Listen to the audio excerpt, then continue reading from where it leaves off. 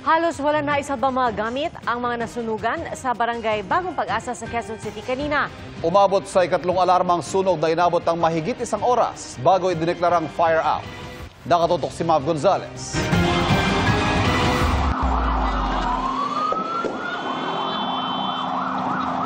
Tila nagising sa isang bangungot si Ruby at ang bagong silang na anak niya. Ang tinitirhan nila, kabilang sa mga natupok sa barangay Bagong Pag-asa, Quezon City kaninang alas 2 ng hapon. Wala na siyang naisalbang ibang gamit.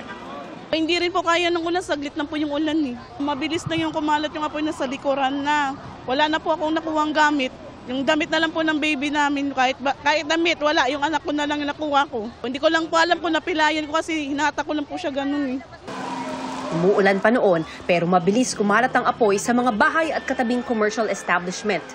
Si Edgar naman, bumabiyahe pa ng jeep kasama ang batang anak nang mabalita ang may sunog na pala.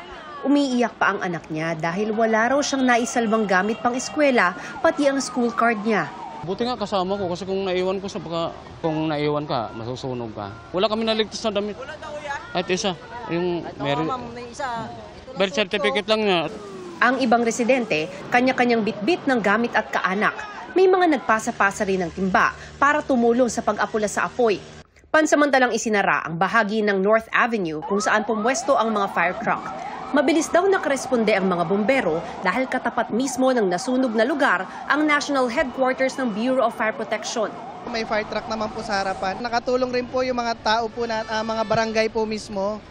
Nagtulong-tulong po sila mag-bucket relay. Matapos ang mahigit isang oras, idineklara ng fire out.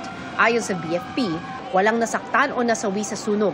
Sa ngayon na inaalam pa kung ilang pamilya ang apektado. Yung harapan po parang commercial po, may bakery, may mga tindahan. Yung likod naman po mga ISF residential po. Wala pa po tayong natatalang bali under investigation pa po. Para sa GMA Integrated News, Mav Gonzalez, nakatutok, 24 oras.